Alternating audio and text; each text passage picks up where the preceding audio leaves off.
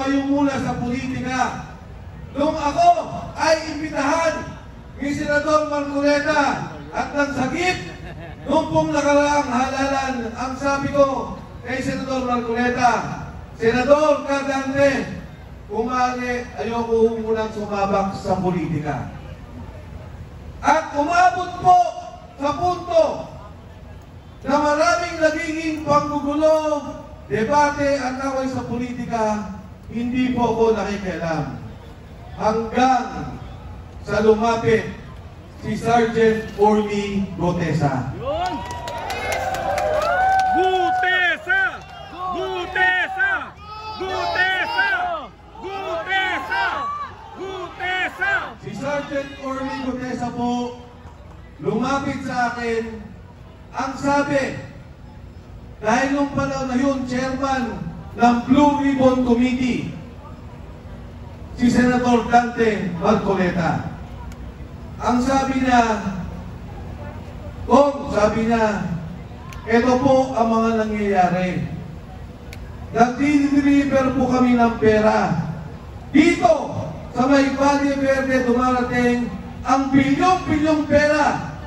Nilalagay po namin sa maleta at dinideliver namin doon po kay Speaker Martin Romualdez.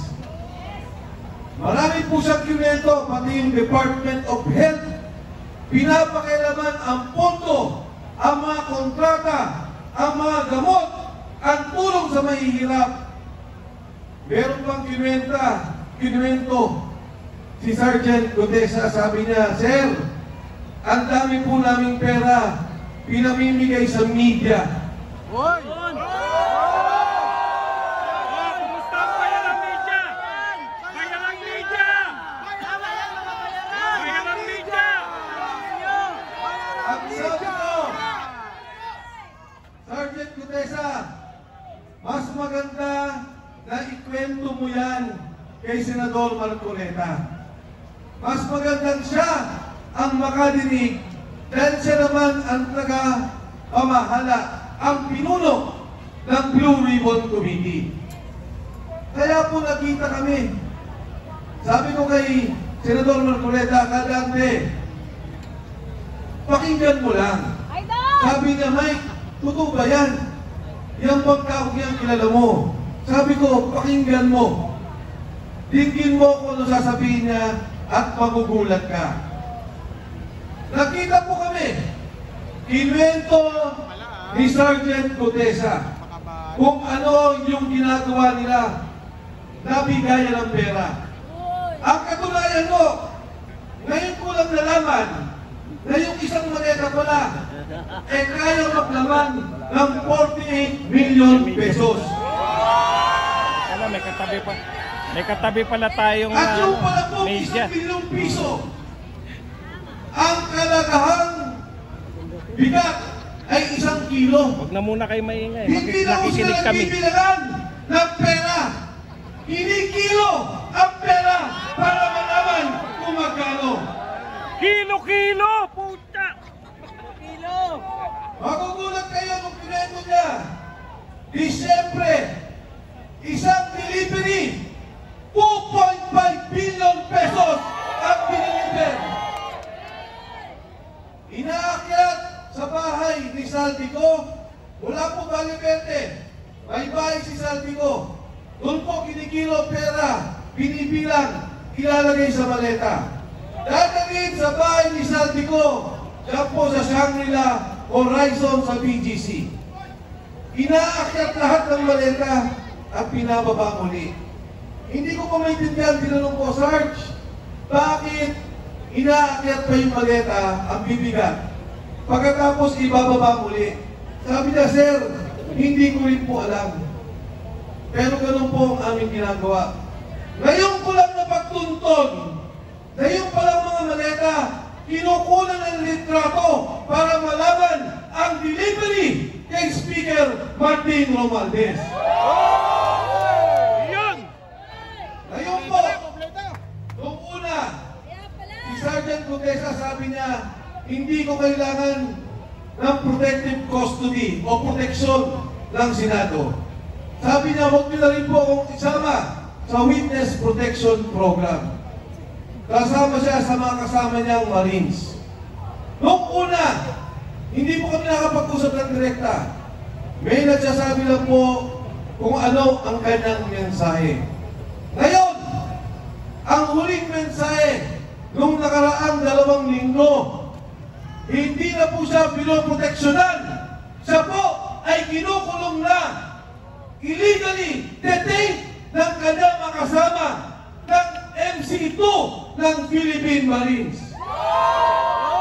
Malayay si Gutesa! Ilabas nyo! Alam niyo po, ang kinakaawa ko, naintindihan ko, si Sergeant Gutesa, napapirma po nila ng affidavit. Umatras na, iniba na ang kwento. Ang sabi niya, si Defensor at si Marcoleta ay babayaran daw siya sa kanyang sasabihin. Binidyo si Sergeant Gutesa, pero hindi po ako galit. Kahit na baguhin niya kwento, naintindihan ko. Dahil pag ang pamilya mo, ang asawa mo, ang mga anak mo, ang tinakot, naintindihan ko, Sergeant Gutesa, huwag kang mag-alala, naintindihan ka ng sambayan ng Pilipino. Ang aking apila sa mga nagkukulong sa kanya, pakawalan niyo naman po yung tao. Total naman, napapirma niyo na. Nagbago na ng salita.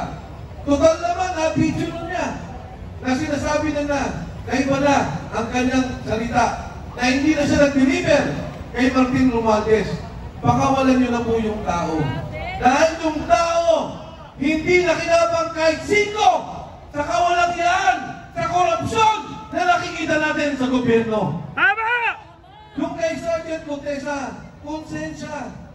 Nalulunod yung kanyang kamag-anakan. Yung mga kasama ng sundalo, nalulunod yung pamilya sa Bicol, binabaha, nawalan ng negosyo, nawalan ng pangkabuhayan. Pero ni Cinco, hindi ang kumita. Hindi ang congressman, hindi ang senador, hindi ang contractor, hindi ang DPWH. Nag-deliver lang yan ng pera at na konsensya na nakikita ng nakawan sa sambayan ng Pilipino. Mga kasama, kahapon lang, yung pamilya na, inilipat na namin ang bahay dahil binabantayan din. Bakit? Dahil si Saldico, sinabi niya, totoo ang sinasabi ni Gutesa. Ang aking pong kinagulat, ang aking pong kinamangha, dati ang sinasabi ko, imbestigahan ninyo si Saldico. Dati ang sinasabi ko, imbestigahan ninyo si Speaker Martin Romualdez. Ngayong ko lang narinig yung sinabi ni Saldico na ang pera, dinadala nila ang mali-malitang pera kay President Bongbong BBM Marcos. Ang sabi ni Pangulong Marcos, maya naman kayo. Ang sabi niya, ikulong ang nagnakaw. Ang hamon ko sa kanya, President BBM Marcos, ikaw ang mastermind. Ikaw ang dapat mahiya. Ikaw Mahiya kayo! ang dapat ikulong ng sambayanang Pilipino.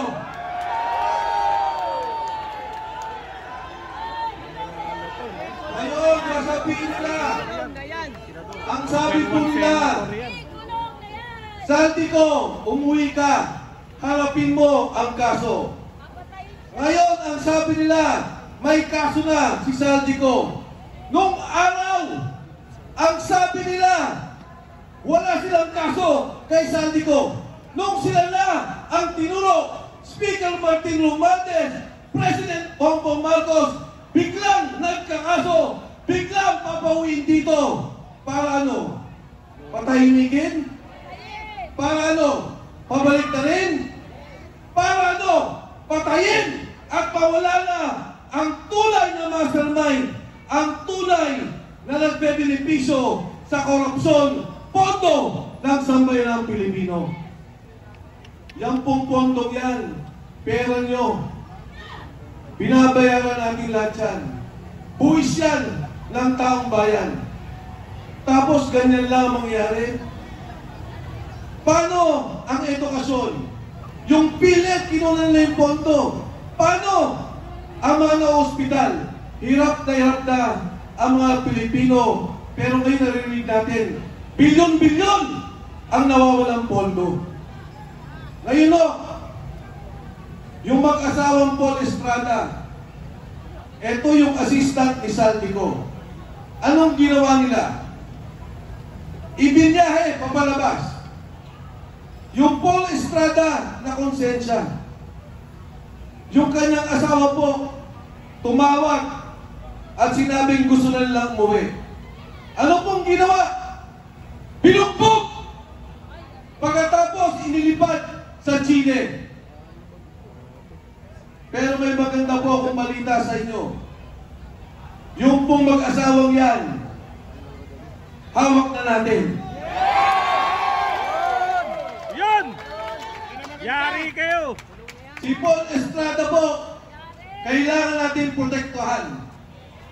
Dahil siya mismo, sabi ni Saldico, ang nagdi-deliver kay Martin Romualdez at President Bongbong Marcos. Yes!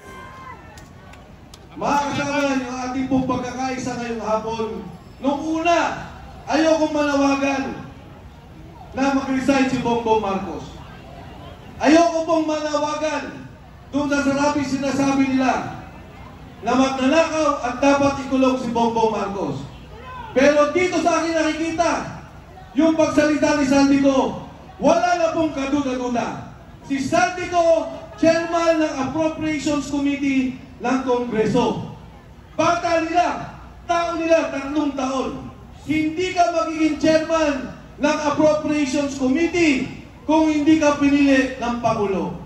Si Speaker Martin Romualdez, pinili ng Pangulo. At yung pontong yan, sila ang gumagawa.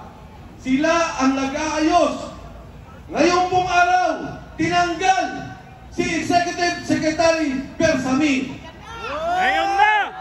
Tatanggalin din daw ang DBM Secretary Amina Pangandaman. Yari! Ang apila ko sa kanilang dalawa, magsalita na rin kayo bago kayo kasuhan at ituro ng administrasyong to. Alam nila ang galawan ng pondo. Alam nila ang nangyayari. Maawa naman kayo sa sambayan ng Pilipino. Sa kasaysayan po natin, ngayon lamang nangyari ang ganitong korupsyon.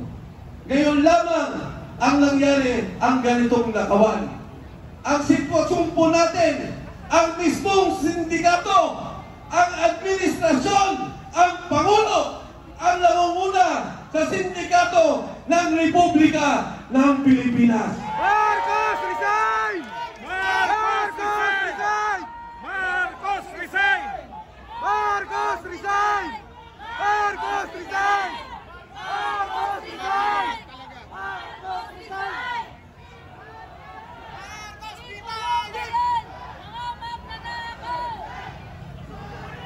Mga kasama, ito hong 3 araw natin, kailangan may mangyari. Itong ating pagkakaisa, kailangan marisolba ang problema ng ating bansa. Tama! Itong 3 araw na to, kailangan mabuwag ang sindikato ng gobyerno ng administrasyon ni Bongbong Marcos. Bakit ba kayo? Tama! Naniniwala ba kayo na dapat mag-resign si BBM? Tama! Hindi ko